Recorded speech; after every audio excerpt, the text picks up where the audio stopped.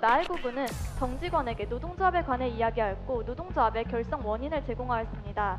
이에 피고 측에서는 실습 시 불성실성을 근거로 들어 나해고군을 해고하였습니다. 회사의 경영상 이유와 나해고의 실습 당시 불성실성으로 인한 회사의 타격을 우려해 내린 결정일 뿐 나해고의 해고에 그 이외 나해고 측에서 주장하는 어떠한 이유도 존재하지 않습니다. 실습 기간 도중 나해고군은 임금 체불을 겪게 되었고 이에 대해 사측에 항의하였습니다. 사장님께서 나해고에게 돈을 주신 적은 있었습니다. 좀 더 구체적으로 설명해 주세요. 사장님께서 나해고에게 한 달에 2번 정도 돈을 주시긴 했어요. 사장님께서는 지갑에서 주시는 거니까 삽인 줄 알았는데 저는 월급이나 급여라는 말을 듣지 못했습니다. 노동조합 결성 이후에도 회사에서 불이익을 준 적이 있나요? 예. 하지만 눈에 보이는 안면은 아닙니다. 그렇지만 승진 과정에서 노동조합에 가입 직원들이 승진되는 경우는 현저히 적습니다. 증인 고순정 씨와 같은 조건의 실습생이었고 일처리가 더 뛰어났음에도 불구하고 나해고군을 해고하고 고순정 씨를 정식 직원으로 채용했다는 것은 암묵적으로 불공정하게 해고한 것입니다. 노동자들의 권리는 어디에 있습니까? 국민의 권리는 우리의 법과 사법부에서 보호해야 할 가장 큰 가치입니다. 피고 측의 업무 지시에 따라 작업을 하던 중 사고를 당하게 되었고 이러한 사고의 책임이 모두 피고 측에 있음에도 피고는 이를 부인하는 무책임한 태도를 보였습니다. 세세한 업무 수행은 모두 하청업체들의 관할이기 때문에 피고는 가난건설회사 소속 근로자들에 대한 직접적인 책임을 가지고 있지 않으며 그렇기 때문에 보상금을 부담해야 할 필요가 없습니다. 저희 상황을 얘기하면서 공상으로 처리하게 되면 피해자들 상태가 좋지 않아서 치유비도 많이 나오고 부담이 크다고 했더니 말을 듣지 않으면 불이익을 가하겠다고 했단 말입니다. 사고에 대하여 가난건설회사 측에 연락해서 보상 방법을 지시한 적이 있습니까? 지가요? 절대 안 했슈. 그냥 아들 수술 잘 되게 신경 좀 잘 쓰라고 그러고만 하고 갔슈. CCTV 영상을 보시면 증인이 피해자 3인에게 업무 지시를 내리는 모습을 확인할 수 있습니다. 에이 저거는 내가 그날 일 시작하기 전에 뭐 해야 되고 뭐가 필요한지를 말해주는디 아니 그걸 듣고 지들이 알아서 거기 가서 일하더라고요. 공상으로 처리하라고 단도직입적으로 말씀하시더군요. 그래서 따르셨군요. 방법이 없었습니다. 결국 저희도 의리니까요. 네, 드디어 마지막 경연팀의 차례가 됐습니다. 마지막 팀을 소개해 올리도록 하겠습니다. 네 번째 팀은 수질고등학교 디스이즈 DK 한글팀이 되겠습니다. 여러분의 큰 박수로 환영으로 모셔보도록 하겠습니다.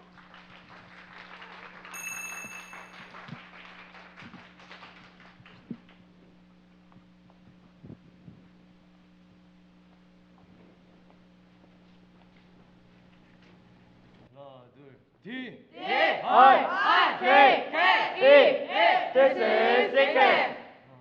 안녕하십니까. 수지고등학교 법탐구 동아리 DK입니다. 네, 저희가 시연하는 대본과 제출된 대본의 차이가 있음을 양해해 주시기 바랍니다. 하나, 둘, 잘 부탁드립니다.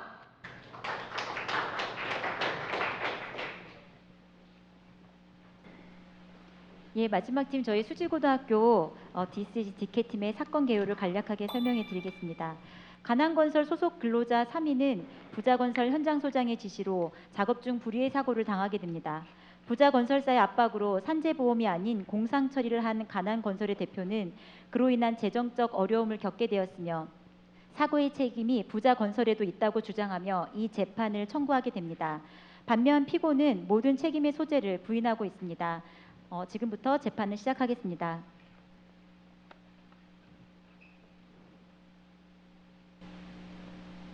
모두 일어나 주시기 바랍니다.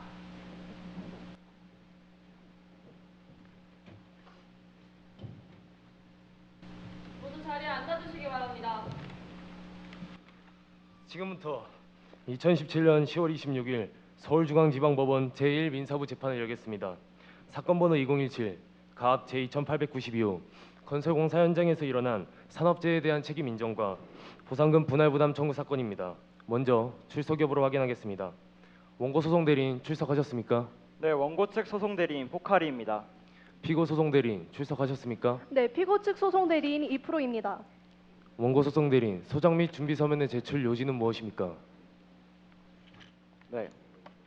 2016년 11월부터 원고 가난건설회사는 피고 부자건설회사가 시공하는 강원도 원주의 현장에서 작업을 도급받아 공사를 진행하였습니다.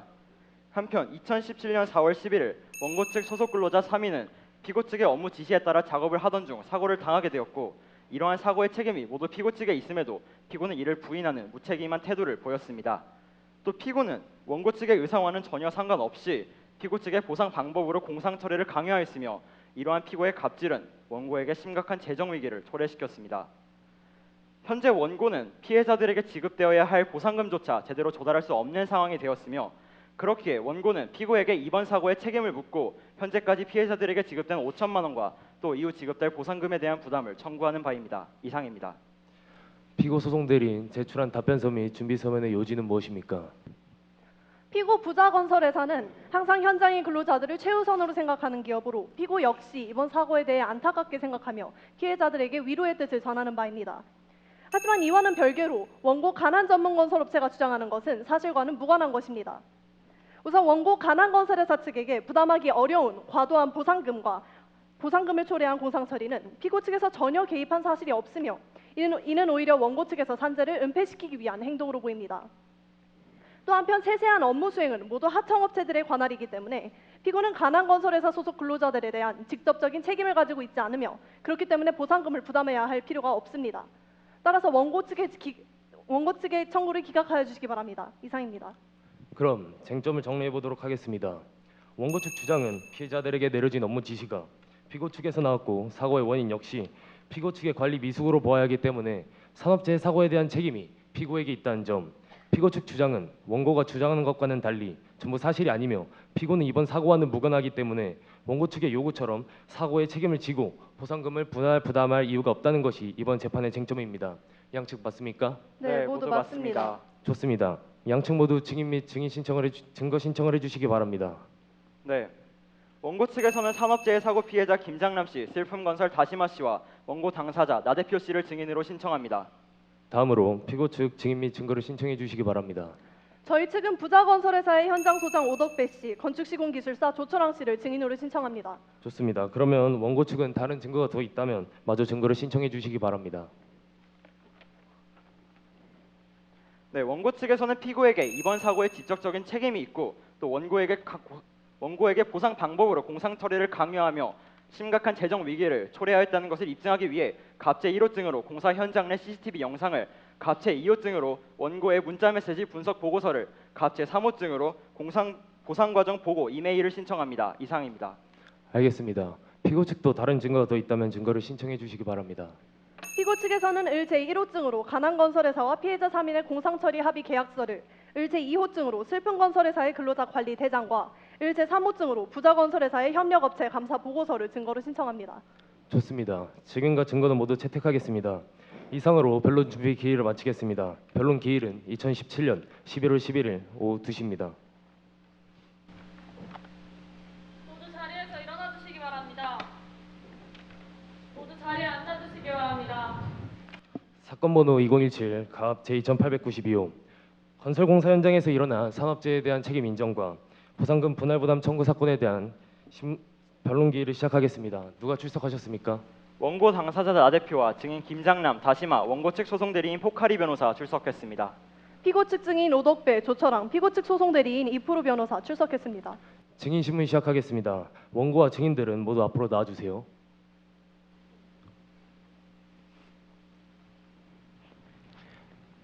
다섯 사람 모두 같이 선서하도록 하겠습니다. 나 대표 씨가 대표로 선서를 읽으시고 다른 분들은 오른손을 들어주시기 바랍니다.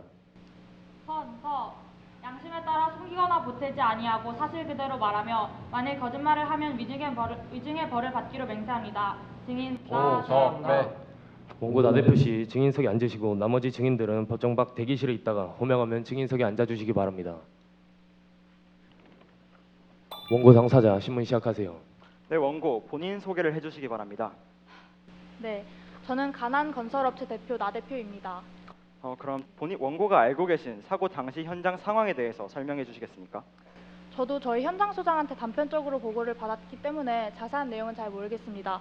다만 저는 저희 근로자들이 부자건설업체의 지시를 받고 일을 하러 갔었다는 것만 들었습니다. 사고가 난 걸 알았을 때 원고는 어떻게 하셨습니까? 저는 일단 병원으로 달려가서 직원들 상태부터 확인했습니다. 별로 좋지 않았죠. 심지어 차남 씨는 깨어나지도 못한 상태였으니까요. 그럼 부상당한 근로자들에 대한 보상은 어떻게 이루어졌습니까? 그게 산업재해보험을 신청하는 대신 공상으로 처리하여 보상금을 지급했습니다. 사고가 발생하면 보통은 산업재해보험을 신청하는 것이 회사와 피해자 모두에게 있어서 덜 부담이 된다고 알고 있는데 그렇게 하지 않으신 특별한 이유가 있으십니까? 그날 병원에 있었는데 부자 건설업체 현장 소장 오덕배 씨로부터 전화가 왔습니다. 무슨 얘기를 하셨습니까? 간단했습니다. 공상으로 처리하라고 단도직입적으로 말씀하시더군요. 그리고 따르셨군요. 방법이 없었습니다. 결국 저희도 의리니까요. 저희 상황을 얘기하면서 공상으로 처리하게 되면 피해자들 상태가 좋지 않아서 치료비도 많이 나오고 부담이 크다고 했더니 말을 듣지 않으면 불이익을 가하겠다고 했단 말입니다. 알겠습니다. 2017년 4월 근로자 3인에게 발생한 산업재해 사고는 그 책임 소재가 명확히 피고에게 존재합니다. 또한 피고는 지속적으로 원고에게 공상 처리를 강요하며 피해를 입힌 것으로 보입니다. 이상입니다. 피고 측 소송 대리인 반대신문 시작하세요. 증인, 업체들이 산업재해보험 신청을 선호하는 이유는 무엇입니까? 아무래도 업체 쪽에 오는 경제적 부담이 줄고 피해자들에게도 확실하게 보상해 줄 수 있으니까 선호합니다. 그렇다면 원고는 금전적인 부담 때문에 공상 처리를 하려고 했겠군요. 네, 그렇죠. 그래서 저는 정말 어이가 없습니다. 애초에 자기들 책임이면서 저에게 공상 처리를 강요하다니요. 정말 화가 나고 억울합니다. 여기 을 제1호증을 봐주시기 바랍니다. 이것을 보시면 오직 원고 측만이 산업재해 사고의 피해자 3인과 계약하고 보상금을 지급하기로 명시되어 있습니다. 만약 처음부터 피고에게도 책임이 존재한다고 생각했으면 합의 당시부터 피고와 함께 합의서를 작성했어야 하는 것 아닙니까? 그거야 그렇지만 당시에는 그럴 필요까지는 없다고 생각했습니다. 합의 자체가 급하기도 했고 이후에 얘기하고 받으면 된다고 생각했거든요. 처음으로 피고 측의 보상금의 분할 부담을 요구한 게 언제입니까? 그게 사고가 나고 한 달쯤 후로 기억하고 있습니다. 그게 그러니까 저는 기다리는 수밖에 없었습니다. 괜히 급하게 달라고 하면 문제가 생길까 봐. 이처럼 원고는 금전적인 문제를 중요하게 여기면서도 계약 당시 피고를 포함시키지 않고 또 피고 측의 보상금의 분할 부담을 요구하는 부분에 있어서도 소극적으로 행동하는 등 모순적인 모습을 보이고 있으며 이는 원고가 소송을 제기한 목적을 의심스럽게 합니다. 이상입니다. 수고하셨습니다. 나 대표 씨 자리로 돌아가셔도 좋습니다. 다음으로 원고 측 증인 김장남 씨 증인석에 착석해 주세요. 원고 측 소송 대리인은 증인에 대한 신문을 시작하세요. 네, 증인 본인 소개를 해주시기 바랍니다. 네, 저는 김장남이고요. 가난건설 회사 소속으로 조그마한 기술 가지고 벌어서 얻고 있습니다. 본인이 2017년 4월 11일 공사 현장에서 부상당한 근로자가 맞습니까? 네, 그때 다친 것 때문에 아직도 주기적으로 치료를 받고 있습니다. 당시 사고 현장이 본래 증인이 작업을 하던 곳이었나요? 아니요, 원래 저랑 사고를 당한 두 명은 석공적 기술을 가지고 있어서 아예 다른 곳에서 일을 했었습니다. 그렇다면 사고 당일 유난히 다른 현장에서 일하게 되었던 이유가 무엇입니까? 그 부자건설 회사 현장 소장 오덕배 씨인가? 그분이 저희 보고 일이 밀려서 인력이 필요하니 오늘은 이쪽에 와서 일해라 라고 하셨습니다. 증인은 가난건설회사 소속입니다. 어째서 오덕배 씨의 지시에 따른 것입니까? 뭐 흔한 일이에요. 아무리 다른 회사 소속이라 해도 결국 갑과 을의 관계이다 보니까 인력을 빼가는 것이 마음에 안 들고 싫다 해도 뭐라 할 수도 없고 저희도 그냥 따를 수밖에 없습니다. 알겠습니다. 그럼 증인, 새롭게 하게 되었던 일에 대한 안전교육은 제대로 받으셨나요? 안전교육이요? 그냥 현장에 투입되어 바로 뭘 받을 기회조차 없었는데 그냥 뭐 해야 할지 대충 배우고 안전무랑 연장만 챙겨서 바로 올라갔습니다. 알겠습니다. 존경하는 재판장님, 증인은 하청업체 소속으로 피고 측 직원의 일방적인 업무 지시에 따라 본인이 하던 작업과는 무관한 업무를 하게 되었습니다. 이 과정에서 충분한 안전교육도 이루어지지 않았고요. 이러한 행위는 결국 피고의 관리자로서의 권리 남용과 안전관리 미숙으로 판단됩니다. 이상입니다. 알겠습니다. 피고 측 소송 대리인 반대신문 시작하세요. 증인이 사고를 당할 당시의 상황에 대해 설명해 주십시오. 그 저랑 차남이랑 삼남이는 그날 철골 구조물 위로 올라가서 그 고정된 안전망을 해체한 작업인가? 어쨌든 그런 걸 하고 있었습니다. 그러다 갑자기 한 축이 푹 꺼져 버렸고 저희 셋 다 추락하였습니다. 당시에 증인과 함께 사고를 당한 이차남, 김잠남, 류삼남 근로자들이 안전벨트를 하지 않았고 이 중 이차남 근로자가 안전모를 착용하지 않았다고 하는데 사실입니까? 아니 그거는 저희가 잠시 휴식 시간을 갖기 위해서 안전장비를 미착용한 거였습니다. 하지만 그 이외에는 저희는 계속 착용하고 있었습니다. 그럼 증인과 그 외 근로자들은 안전교육 자체를 받지 못하셨습니까? 아니 그 작업 시작 전에 일괄적으로 합니다. 이상입니다. 김장남 씨 자리로 돌아가셔도 좋습니다. 다음으로 피고 측 증인 오덕배 씨 증인석에 착석해 주세요. 피고 측 소송 대리인은 증인에 대한 신문을 시작하세요. 네, 증인은 본인의 인적 사항을 밝혀주시기 바랍니다. 72년생 오덕배유. 증인은 사건 당시에 공사 현장에서 공사 현장 관리자로 부임하고 있었던 것이 맞습니까? 예, 뭐 애들 좀 챙겨주고 그런 역할 했어요. 철골 구조물이 붕괴되었을 때의 상황을 설명해 주십시오. 한참 일하고 있었는데 갑자기 옆에서 꽈당땅 하는 소리가 들려서 달려갔더니 아들이 막 몰려 있었슈. 그 철골이 떨어져 있고 사람들이 다쳐 있었으니까 뭐 어쩌겠슈. 그냥 주위 아들한테 빨랑 119에 신고를 시키고 뭐 그러고서는 상황 정리했죠. 증인은 이후 피해자들을 방문하신 적이 있으십니까? 예, 그 주에 일 끝나고 걱정이 돼서 한번 들렸슈. 병원에서 어떤 얘기를 하셨습니까? 아, 다친 사람들한테 뭔 얘기를 하겠슈. 그냥 수술 잘 됐냐 물어보고 그러고는 가족들한테 죄송하다고만 하고 그냥 왔죠. 증인, 그러면 사고에 대하여 가난건설회사 측에 연락해서 보상 방법을 지시한 적이 있습니까? 아우, 지가요?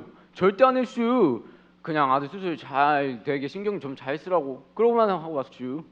원고 측의 주장처럼 가난건설회사 측에 연락해서 산재 처리에 대하여 지시를 내린 적은 없다는 말씀이시군요. 예, 당연하죠.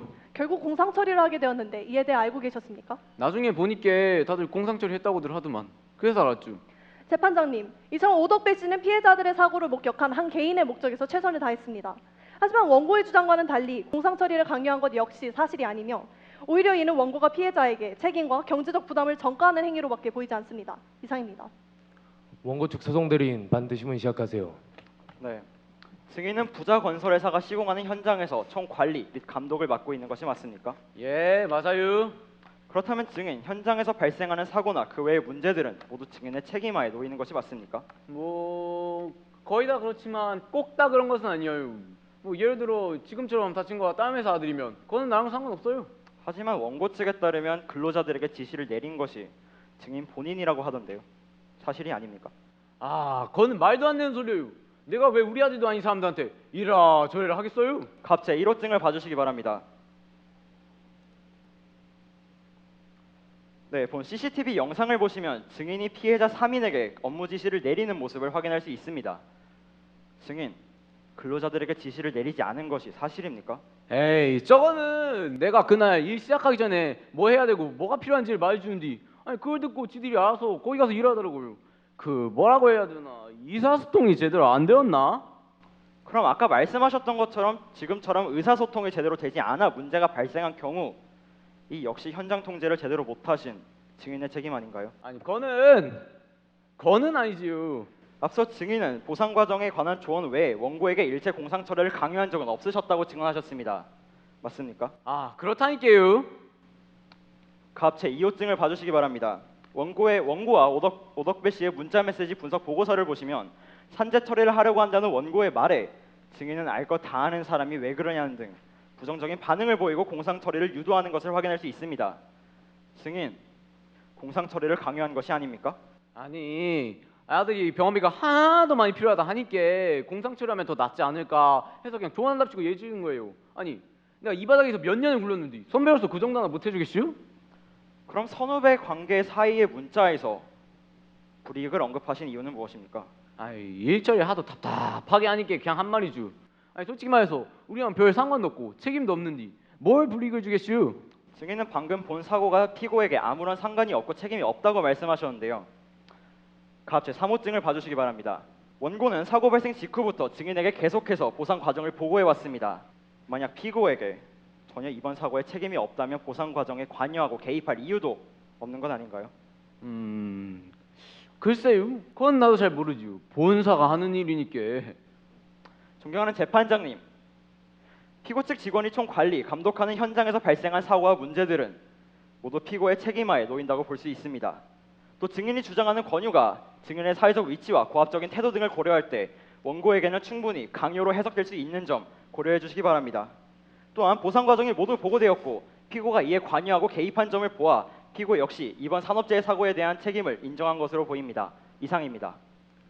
오덕배 씨 자리로 돌아가셔도 좋습니다. 다음으로 원고 측 증인 다시마 씨 증인석에 착석해 주세요.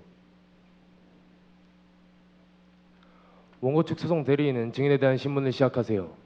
네, 다시마 씨는 과거 부자건설회사와 함께 공사를 진행하셨던 것이 맞습니까?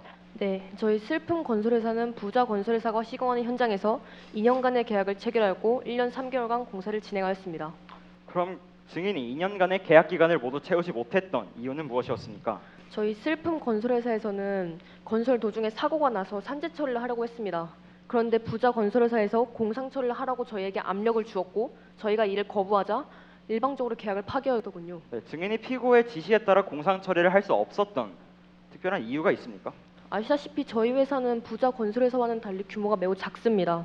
당장 근로자들에게 공상 처리를 해줄 만큼의 자금이 부족하죠. 그럼 부자 건설회사가 증인에게 공상 처리를 강요하며 가한 압력은 무엇입니까? 공상 처리를 하지 않는다면 계약을 파기하겠다. 아니면 앞으로 다른 건설 회사들과 계약을 맺지 못하도록 회방을 놓겠다 등 다양했습니다. 정말 회사로서는 큰 위기였죠. 그럼 혹시 피고가 증인에게 공상 처리를 지시하는 과정에서 여타 보상금을 지원해주겠다는 등의 약속은 전혀 없었나요? 아무것도 없었어요. 그게 저희가 따르지 못한 가장 큰 이유입니다. 아니 지들이 공상 처리하라 해놓고 저희 보고 아무런 지원을 못 해준다는 게 말이 됩니까? 네, 정리해보면 피고는 산재 처리를 하려던 증인에게 무조건적으로 공상 처리를 강요하였고 막상 보상 과정에서는 방관자적 입장을 취했다는 것이 맞습니까? 네, 맞습니다. 네, 그럼 증인은 본인이 경험했던 부자 건설회사의 이런 식의 고압적인 태도가 다른 회사들에게도 똑같이 행해졌을 것이라고 생각하십니까? 네, 저희는 의뢰 입장에서 일하는 일해가지고 가배형표에 속수무책으로 당할 수밖에 없습니다. 가끔 더 심한 일들을 당하기도 하죠. 네, 이상입니다. 피고 측 소송 대리인 증인에 대한 신문을 시작하세요. 증인 다시마 씨는 과거에 부자 건설회사와 계약을 맺은 적이 있고 그 계약은 기간을 다 채우지 못하고 파기되었습니다. 맞습니까? 네, 사실입니다. 계약이 파기된 이유가 뭐라고 하셨죠? 지시에 따르지 않고 산재보험을 신청한 것에 대한 복수 때문이라 생각합니다. 그럼 계약 파기 이유가 단지 그것 때문이고 다른 요인들은 전혀 없었다고 확신할 수 있으십니까? 지금 무슨 말씀을 하시려는 거죠? 여기 을제 2호증과 을제 3호증을 봐주시기 바랍니다. 슬픈건설회사 근로자들의 관리 대장을 보시면 2015년 9월 27일 무려 3명이나 무단 결근을 했다고 표기되어 있습니다. 또한 부자건설회사의 협력업체 감사 보고서에 따르면 슬픈건설회사의 재정에 불투명한 부분들이 다수 보입니다. 이런 것들이 계약 파기의 원인이 될 수 있지 않습니까?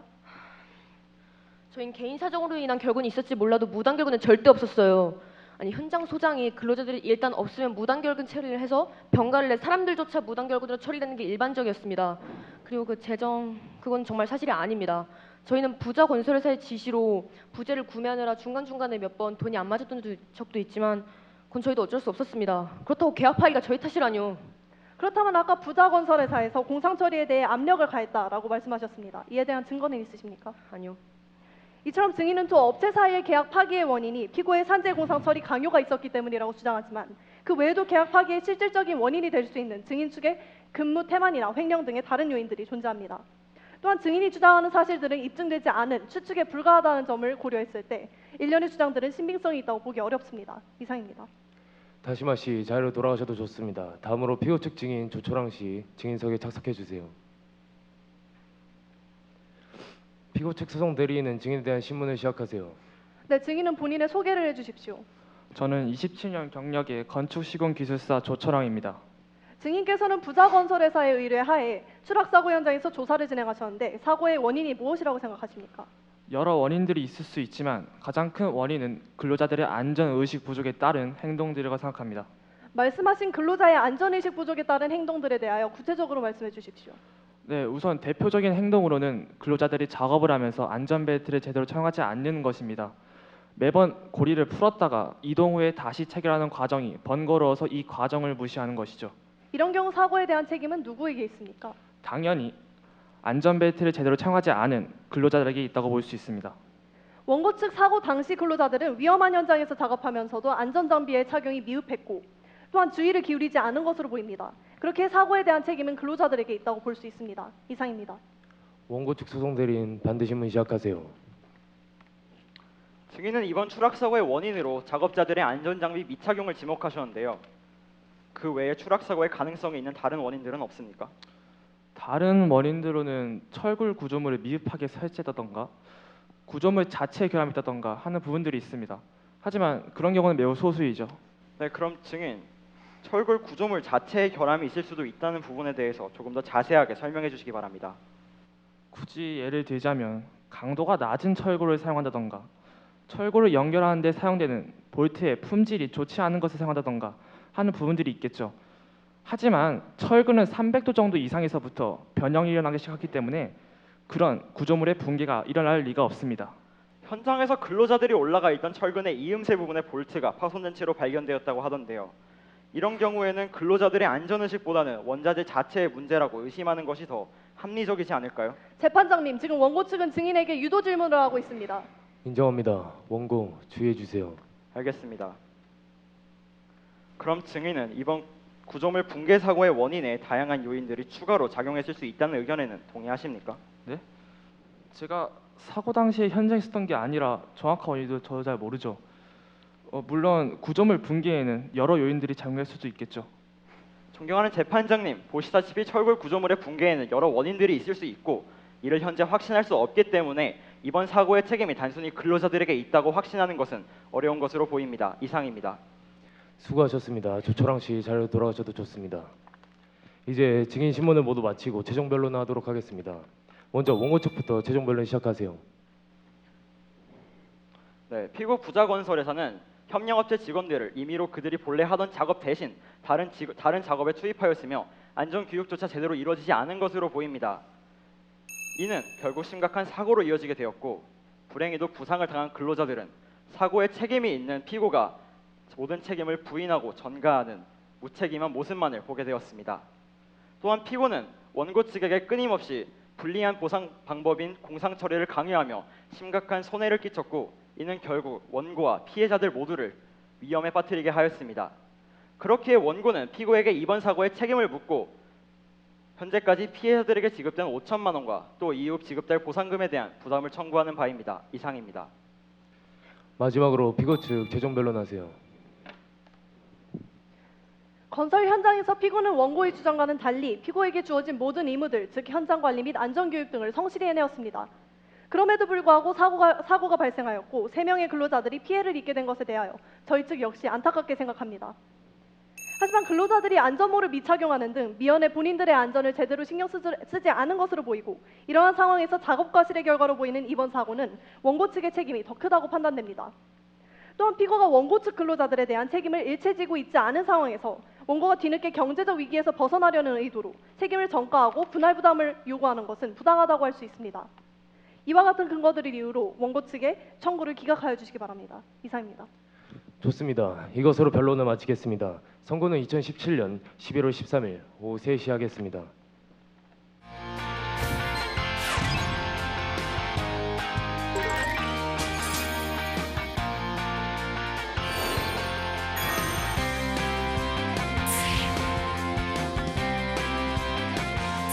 청소 직원들의 휴게실 설치 및 식사 시간 제공을 요구하는 바입니다.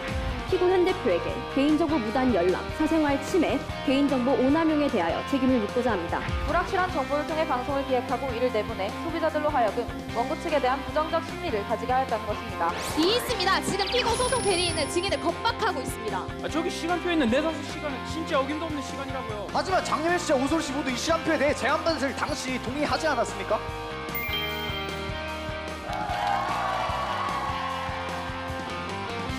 국민의 권리는 우리의 법과 사법부에서 보호해야 할 가장 큰 가치입니다.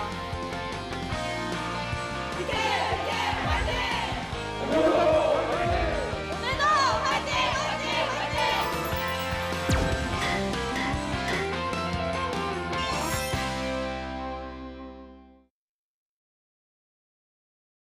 지금부터 서울중앙지방법원 2017 갑 제2892호 건설공사 현장에서 일어난 산업재해에 대한 책임 인정과 보상금 분할 부담 청구에 대한 사건에 대한 선고를 시작하겠습니다.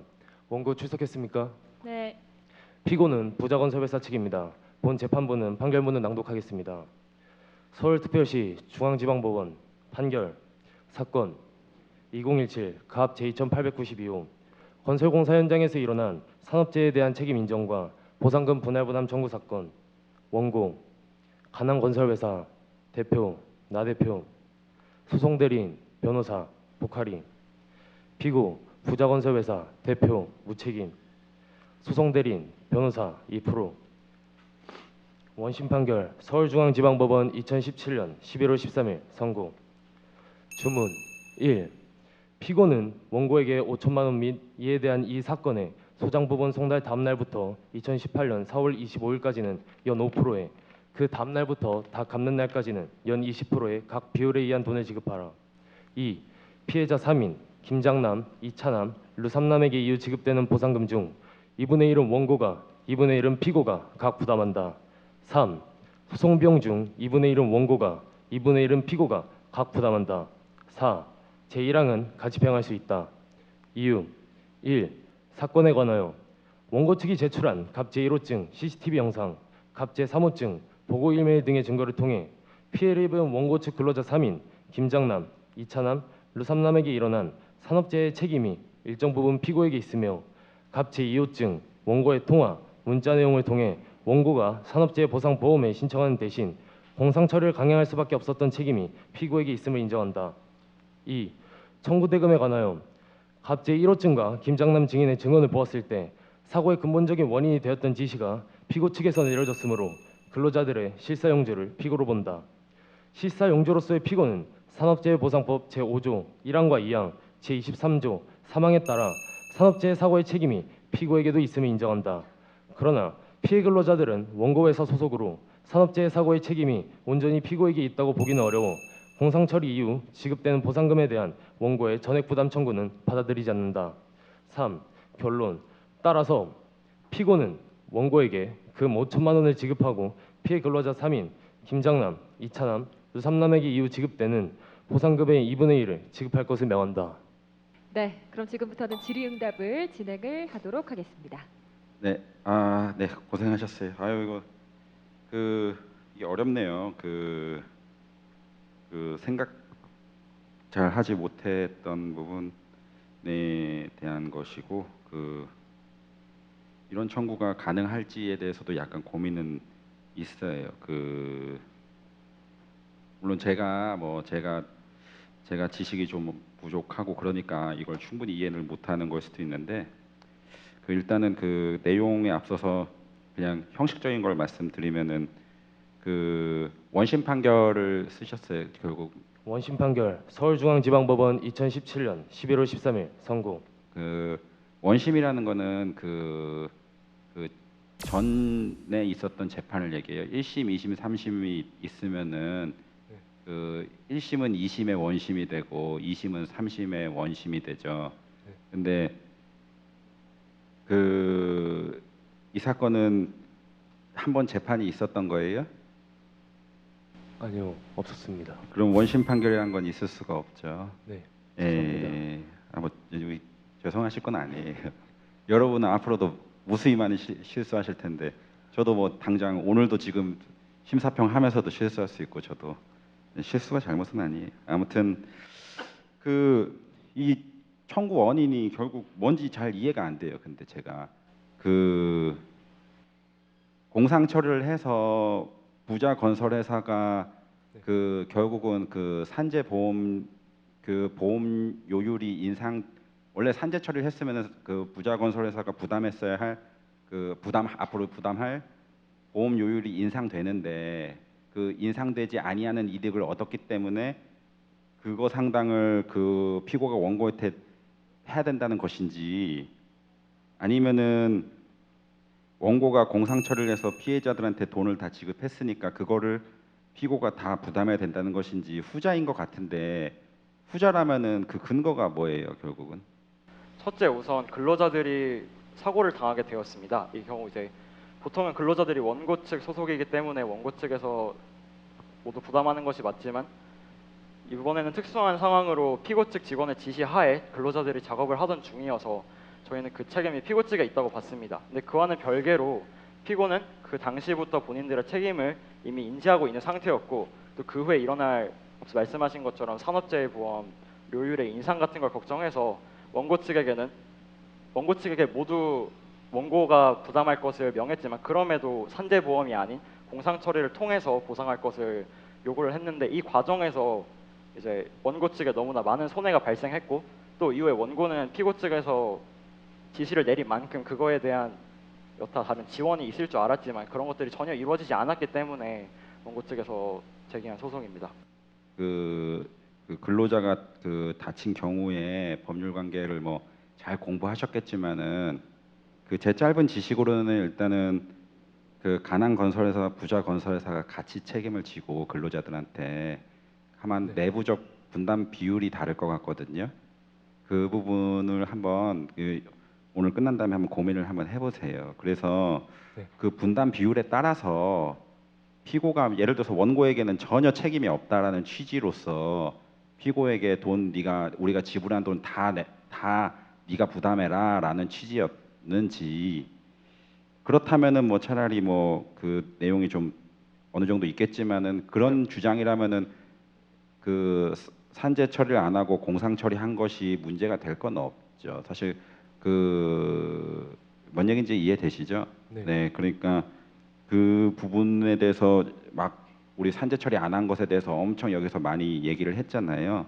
그러려면은 그게 뭔가 청구 원인의 근거가 되니까 얘기한 걸 텐데 결론하고 무관해요, 제가 볼 때는. 그래서 그런 게 좀 의문이었고, 청구 원인이 분명히 정리되었다면은 좀 더 이해하기 좋았을 텐데, 주제 의식은 상당히 좋지만은 그래요. 그걸 정확히는 제가 잘 이해를 못해서, 저도 잘 모르니까 그런 걸 좀 여쭤봤어요, 제가. 네, 저는 이상입니다. 감사합니다. 예, 지금 그것도 마찬가지로 어려운 주제였는데 다들 열심히 잘 준비하신 것 같아요. 근데 변호사님이랑 비슷한 부분인데, 지금 재판부가 원고의 피고에 대한 5천만 원 청구를 전부 인용했잖아요. 그 5천만 원 전부의 책임이 모두 피고 측에 있다고 본 건가요? 그 원고 측에서 발생한 그 피해액이 다 공상 처리에 의해서 발생한 피해액이잖아요. 근데 갑자기 이부증을 보시면 그 공상 처리를 강요하는 내용이 있어요. 그래서 그 공상 처리에서 발생하는 그 손해액이 모두 뭐 피고 측이 되게 관여를 했고 또 강요를 했기 때문에 그 공상 처리에서 발생하는 손해액은 다 피고 측에서 내는 걸로. 그럼 지금 그 피고가 원고한테 손해를 입게 만들었다 이렇게 보신 건가요?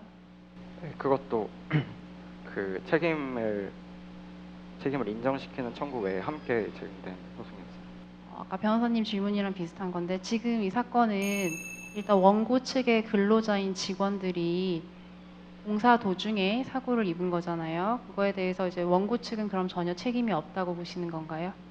저희는 원고 측에도 이제 책임이 있다고 생각을 했는데요. 그 이유는 이제 앞서 판결문에도 있었던 것처럼 저희는 피고를 시위 사용주로 봐서 이번 사고에 책임을 줬지만, 분명 원고 역시 이번 사고를 당한 근로자들이 원고 측 소속이고, 아무리 이런 지시가 피고 측에 의해서 나왔다고 해도 원고 측에서는 본인의 회사에 소속된 근로자들을 관리하고 또 그들의 안전을 보장할 의무가 있기 때문에 이것을 지키지 못한 것으로 봐서 원고와 피고 모두에게 책임이 있다고 봤습니다.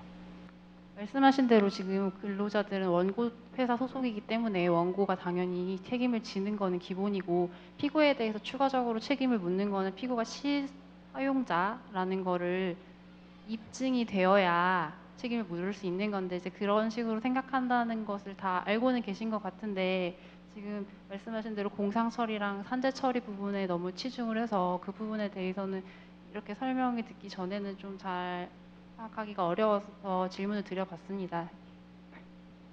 예, 고생 많으셨어요. 마지막까지 기다린다고요. 일단 제가 재판장께 하나 여쭤볼게요. 네. 공상이 뭐죠? 공상 처리. 공상 처리는 그러니까 정부의 지원을 받지 않고 기업이 그 피해자들에게 발생하는 그 피해액을 모두 전액 부담하면서 그 기록을 쓰지 않는 걸로 알고 있습니다. 아, 그래요?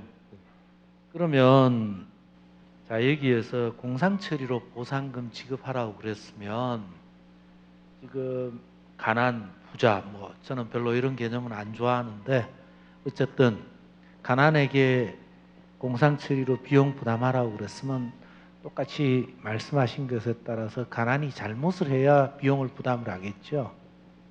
네. 아니면 이 부자가 부당이득을 본 거 아니겠습니까? 그렇죠? 네, 그런 것 같습니다. 그러면 지금 여기에서 아까 청구 원인도 말씀을 하셨지만, 그러면 문제가 되는 건 가난이 돈을 내야 될 의무가 있느냐, 보상해야 될 의무가 있느냐가 먼저 따져져야 되겠죠. 그렇지 않을까요? 의무가 있다면 응당 내야 되겠죠, 돈을. 그럼 응당 의무가 없다면 안 내도 되겠죠. 그럼 의무가 조금이라도 있다면 의무 있는 부분에 대해서는 자기가 낸 거고, 자기가 내야 될 걸 낸 거고, 또 그 부분을 넘어서는 건 남의 것을 내준 거니까 돌려받아야 되겠죠. 그렇지 않겠습니까? 근데 그 부분이 지금 몹시 불명확해요.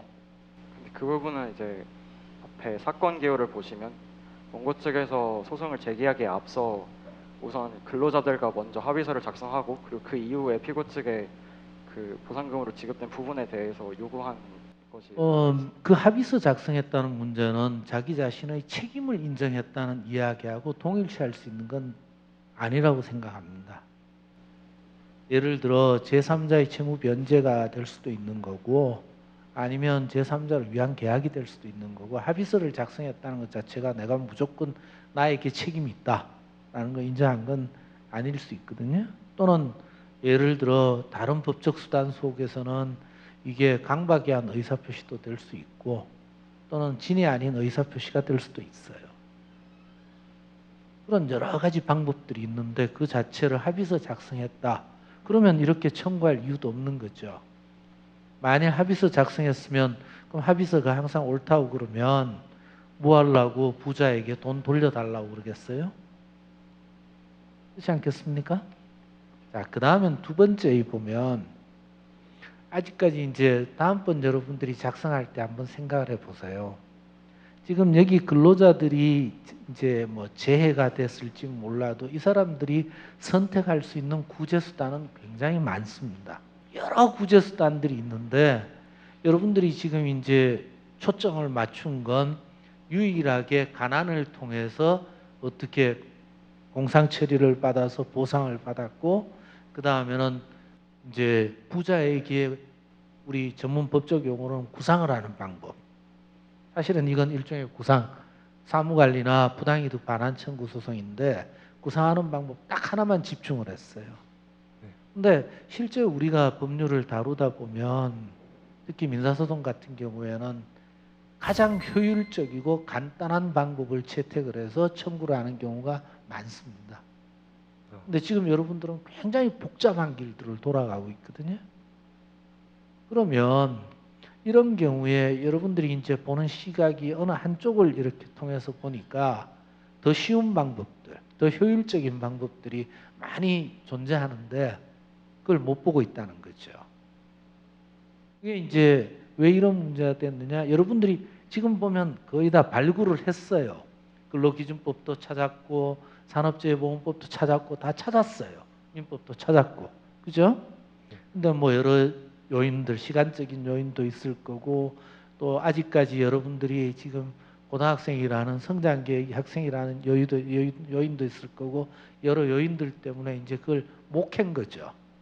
근데 이런 여러 가능성이 항상 존재할 때에는 여러분들이 여러 각도에서 찾아볼 수 있는 그런 방법들이 있어야 한다고 생각을 합니다. 저 같은 경우에 그런 생각을 하고요.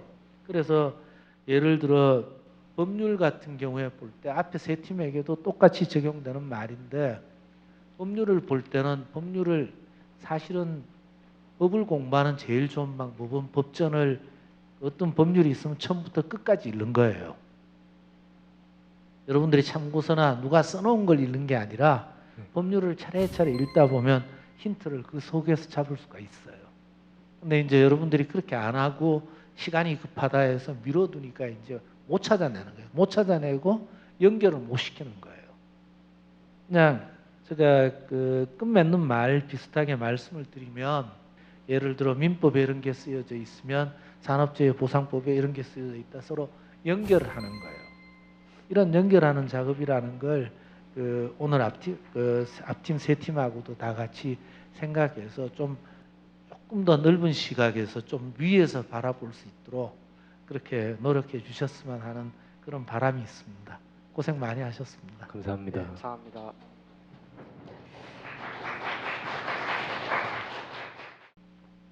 네, 전체 차렷 인사. 네, 수고 많으셨습니다. 자, 그럼 지금부터 제12회 청소년 모의재판 경연대회 제1권역 경기 지역 예선 시상식을 여러분의 힘찬 박수와 함께 시작해 보겠습니다. 박수 부탁드립니다. 자, 그럼 이제 우리 기다리던 시상을 좀 진행을 하도록 할 텐데요. 우리 심사에 앞서서 오늘 정말 더웠죠. 그렇죠. 밖에 나가면 정말 후덥지근하고 숨이 턱턱 막히는 더운 날씨였는데요. 이런 더운 날씨임에도 불구하고 오늘 하루 종일 같이 수고해 주신 심사위원 분들과 그리고 오늘 지도해 주신 우리 함께 오신 선생님들께 감사의 박수 한번 보내드릴까요? 네, 고맙습니다. 고등부 민사부문 최우수상, 과연 네 팀 중에서 경기를 대표하는 한 팀은 어느 팀이 나올지. 민사부문 최우수상 양명고등학교 YM 저스티스 팀 축하합니다. 자, 더불어 지도교사이신 송은진 선생님 축하드리겠습니다. 자, 다음은 우수상입니다. 우수상 한민고등학교 한법팀, 장려상 수지고등학교 DCG DK 영어와 그리고 한글 두 팀 축하드리겠습니다. 자, 제12회 청소년 모의재판 경연대회 우리 고등부 민사부문에 양명고등학교 YM 저스티스 팀이 최우수상을 차지했습니다. 우후! 우후! 야, 정말 값진 노력의 결과물을 오늘 이렇게 최우수상을 받게 돼서 본선에 진출을 하게 됐는데요. 지금 대표자가 제 옆에 있는데 지금 좀 많이 떨고 있습니다. 혹시 오늘 최우수상을 받은 소감이 좀 어떤가요? 네, 매우 좋습니다. 그게 끝인가요? 결국 저희 이제 경기권 대표됐으니까 더 열심히 노력해서 본선에서도 좋은 결과 거둘 수 있도록 노력하겠습니다.